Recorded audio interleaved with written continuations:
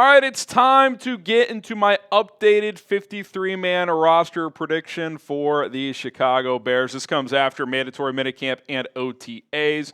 We'll do another one of these during training camp and then probably a final one at the end of the preseason. But we'll get into this coming up here right now as we start with the quarterbacks. No changes here, as I still think it's all three guys make the team: Caleb Williams, Tyson Bagent, Case Keenum.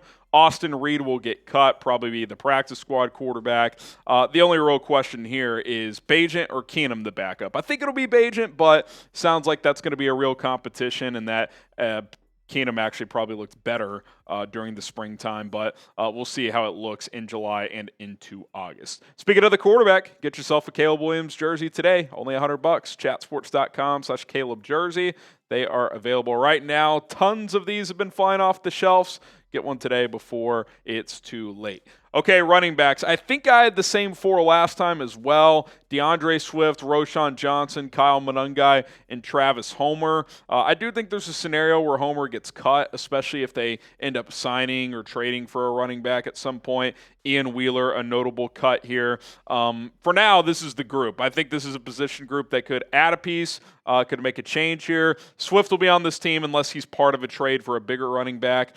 Maybe they trade for, an upgrade over Monangai or Roschon, but obviously, who is RB2 right now? That is the question. I think Roschon will get the first crack at that, but it sounds like Monangai had a good few weeks here and improved. Okay, wide receivers. I got 6. Same as last time in terms of number, but last time I had Miles Boykin in. This time I have Tyler Scott in. I thought Scott made a few more plays during OTAs and minicamp. DJ Moore, Rome Odunze, Luther Burden obviously are all locks, even though Burden's missed all of practice with the soft tissue injury. Olamide Zaccheaus, I think he's pretty safe. In fact, he's probably ahead of Burden right now just because Burden's been out. I'll keep Devin Duvernay and Tyler Scott in there for now. I do think there's a scenario where one or both those guys get cut in favor of other players. I think that punt return, kick return position could dictate a lot of that, but for now, these are the 6 that I will go with. Okay, I'm going 4 tight ends. Last time I went 3, but I'm going 4 for a couple reasons. One, Ben Johnson likes 12 personnel. He's going to utilize formations with 2 tight ends on the field quite a bit. He'll run 13 occasionally with 3 tight ends. And Joel Wilson is someone who has stood out during the offseason program. So Kmet, Colston Loveland, Durham Smythe, the free agent signing, and then Joel Wilson, who's bounced around quite a bit, got onto the Bears practice squad midway through last season. Got a shout-out from Ben Johnson for how he's performed in the last week of OTAs, caught multiple touchdowns from Caleb Williams in a red zone drill. So he's getting real opportunities. If the pads go on and he can show that he can block, I think he's got a shot to make the team, and I've got him ahead of Steven Carlson right now. How many tight ends do you guys think will make the Bears roster? I'm leaning 4 right now, given on Wilson's emergence and also the fact that Ben Johnson likes to utilize multiple tight end sets, so you need extra bodies there. I'm going 4. What say you? Let me know in the comments below. And then that means I'm going 9 offensive linemen instead of 10. We had 10 last time. Kramer making the team. I don't have him making the team this time.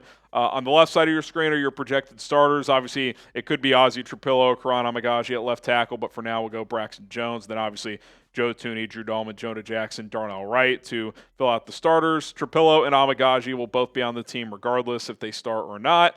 I think Luke Newman makes the team as a backup interior guy. Bill Murray as well. And then Ryan Bates, I think, gets cut. He's still not healthy. There's some chatter that he just may not be able to continue playing because of that shoulder issue. And then Doug Kramer, I think, could be on the outside looking in. If they value his role as a fullback as well, that could get him a spot on this team, but that remains unclear at this point. Let's go to the defensive side of the football. I've got 9 players here as well. Montez Sweat, Grady Jarrett, Javon Dexter, Dio Adengbo, your projected starters. Andrew Billings, Shamar Turner, 2 more defensive tackles. Austin Booker, Dominique Robinson, instead of Daniel Hardy here as the edge. Ben Johnson shouted him out. He's gotten more reps at the ones than Austin Booker has, so I think Dom Rob's actually in a decent spot right now. And then I got Chris Williams as that 9th guy right now. Zach Pickens gets cut. Daniel Hardy gets cut. I don't think Hardy's a great scheme fit. Sounds like they might try him at linebacker, but if that doesn't work out, he could be on the outside looking in.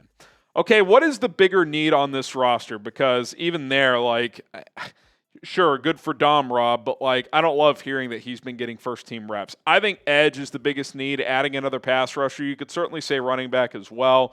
Let us know which position you think is a bigger need right now.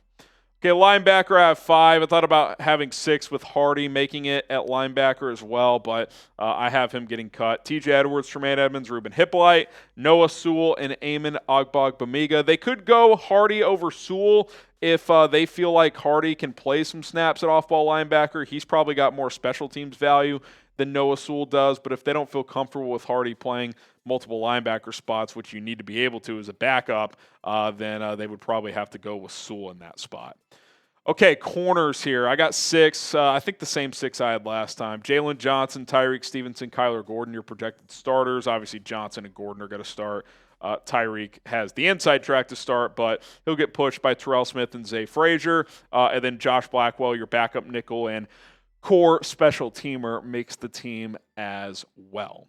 Okay, we'll get to safety specialists and then some practice squad projections in a moment, but hit that subscribe button. We're going to have content all off season long. Obviously, there's no on-the-field stuff happening until late July, so next 5 or 6 weeks slow down, but we'll still come up with stuff to talk about. If there's any news out there, if the Bears make any signings, any big rumors, we'll cover that as well. So be sure to lock us in, and we'll continue to have you guys covered. Okay, safety, same 4 is my post-draft projection. 2 starters, Kevin Byard and Jaquan Brisker, Elijah Hicks and Jonathan Owens. Thought about having a 5th guy in there, but for now, those are the 4 I will go with. And it's a unique situation because all 4 of these players are set to be free agents next year, so we'll see if any of these guys can earn new contracts. And then special teams, Cairo Santos is the kicker, Torrey Taylor's the punter, and Scott Daly is your long snapper. Okay, some practice squad candidates. Obviously, when guys get cut, sometimes they'll get claimed by another team's 53-man roster, or they'll sign elsewhere, or the current team they're on doesn't want to bring him back to the practice squad. But these are some guys I would consider for the practice squad. Austin Reed, he's vibes. You always want a practice squad quarterback. I think he's good for that role. Ian Wheeler at running back, I'm still curious about his future. J.P. Richardson had a really good offseason program. Keep an eye on him. A good punt returner as well. Could he push a Devin Duvernay? We'll see. John Jackson, Caleb Williams, buddy. I think they'll keep him around. Miles Boykin, big body guy. I like having a guy like that on the practice squad who, if you need to elevate on game day, he can do that. Jordan McFadden can play some guard and tackle. Doug Kramer can play center guard. If you want to elevate him for a certain matchup to play some fullback, he can do that. Theo Benedet, a developmental tackle. I think you keep him around. Zach Pickens, if you want to keep him around and continue to develop, I do wonder if he's a guy that gets cut, if he would just want to go elsewhere. You could also see a team claiming him. He was a 3rd-round pick, so wouldn't shock me if a team gave him a shot on their 53. Xavier Carlton, big, long, athletic edge rusher. I'm intrigued by him. I'd like to see him stick around. Daniel Hardy, I'd like him as a kind of veteran, experienced guy to still be in the mix as well. Carl Jones, who was on the practice squad last year. Nick McLeod, veteran DB. He'd be a classic guy who's just on your practice squad, and if you're thin at safety, thin at corner, need a game day call-up, he can be a guy that can play some snaps for you. Nashawn Wright has experience with Al Harris in Dallas, long, lengthy corner. And then a couple of undrafted free agent safeties, Major Burns and Tyson Johnson. Could see one of those players push for a roster spot, depending on how the safety position shakes out. Okay, there you go. My 53-man roster projection plus some names to keep an eye on for the practice squad as we, break off for the summer. The Bears do at least. We'll be here every single day, so be sure to subscribe and join us here on Chicago Bears Now.